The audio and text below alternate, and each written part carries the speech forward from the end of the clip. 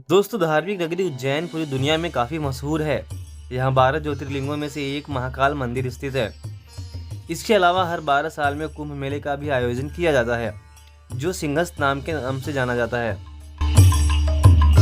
इस शहर की और भी कई ऐसी बातें हैं जिससे आप शायद आज तक अनजान हैं। तो इस वीडियो में चलिए जानते हैं इस शहर से जुड़ी दिलचस्प बातें। मध्य प्रदेश के शहर उज्जैन का नाम तो हर किसी ने सुना होगा। अपनी धार्मिक मान्यताओं के लिए मशहूर यह शहर पूरी दुनिया में दो चीज़ों के लिए सबसे ज़्यादा माना जाता है। पहला, यहाँ स्थित बाबा महाकाल का मंदिर, और दूसरा यहाँ होने वाला कुंभ। प्राचीन नगरी उज्जैन में मौजूद महाकाल मंदिर भगवान शिव के 12 ज्योतिर्लिंगों में से एक है। कालों के काल बाबा महाकाल के इस मंदिर के दर्शन करने दूर दूर से हर साल लाखों की संख्या में भक्त यहाँ पहुँचते हैं। भगवान शिव के इस स्वरूप का वर्णन शिव पुराण में भी विस्तार से मिलता है। हम सभी ने भगवान शिव के इस मंदिर की पौराणिक कथा तो कई बार सुनी होगी, लेकिन वैज्ञानिक महत्व शायद ही आप जानते होंगे। अगर आप आने वाले दिनों में बाबा महाकाल की नगरी उज्जैन जाने का मन बना रहे हैं, तो आज हम आपको इस मंदिर और इसके नाम से जुड़ा दिलचस्प इतिहास बताने जा रहे हैं। हम सभी ने बचपन से ही पढ़ा है कि हमारी पृथ्वी गोलाकार है, लेकिन जब भी बात इसके केंद्र बिंदु की आती है तो लोग अक्सर सोच में पड़ जाते हैं। ऐसे में अगर हम आपसे यह कहें कि मध्य प्रदेश का शहर उज्जैन ही पृथ्वी का केंद्र बिंदु है, तो क्या आप इस पर यकीन करेंगे? दरअसल ऐसा हम नहीं बल्कि खुद खगोल शास्त्री मानते हैं। खगोल शास्त्रियों के मुताबिक मध्य प्रदेश का यह प्राचीन शहर धरती और आकाश के बीच में स्थित है। यहाँ तक कि शास्त्रों में भी उज्जैन को देश का नाभि स्थल बताया गया है। वराह पुराण में भी उज्जैन नगरी को शरीर का नाभि स्थल और बाबा महाकालेश्वर को इसका देव बताया गया है।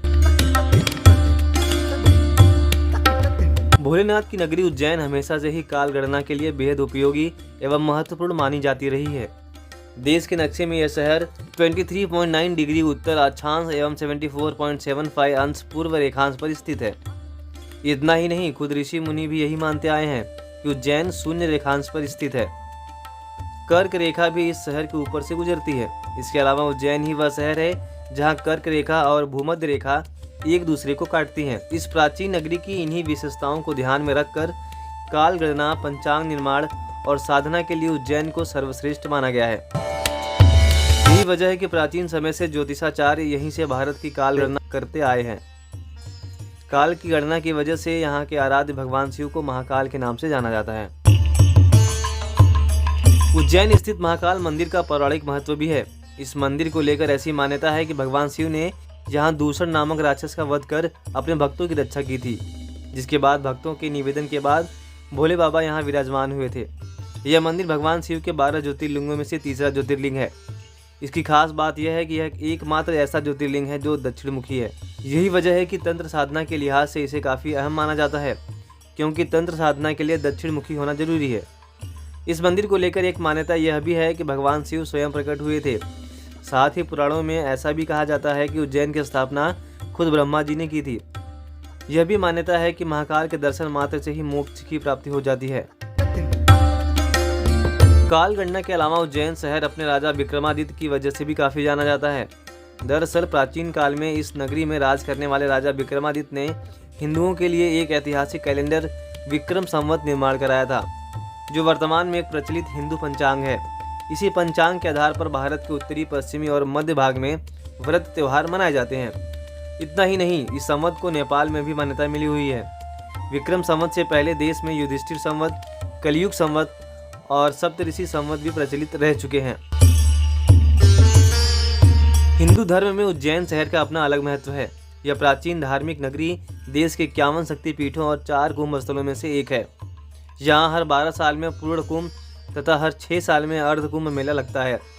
हालांकि उज्जैन में होने वाले कुंभ मेले को सिंहस्थ कहा जाता है।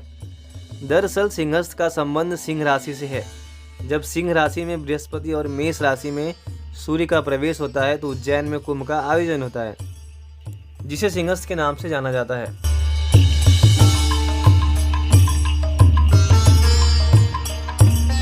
शिप्रा नदी के तट पर बसे होने की वजह से इस शहर को शिप्रा के नाम से भी जाना जाता है। इसके अलावा यह प्राचीन नगरी संस्कृत के महान कवि कालिदास की नगरी के नाम से भी काफ़ी प्रचलित है। वहीं बात करें इसके प्राचीन नामों की, तो उज्जैन को पहले अवंतिका, उज्जैनी, कनकसलंगा के नाम से भी जाना जाता था। यह मध्य प्रदेश के 5वें सबसे बड़े शहरों में से एक है, जो अपनी धार्मिक मान्यताओं के चलते दुनिया भर में पर्यटन का प्रमुख स्थल है। महाकालेश्वर मंदिर के अलावा यहाँ गणेश मंदिर, हरिसिद्धि मंदिर, गोपाल मंदिर, मंगलनाथ मंदिर, काल भैरव मंदिर भी काफ़ी प्रसिद्ध हैं।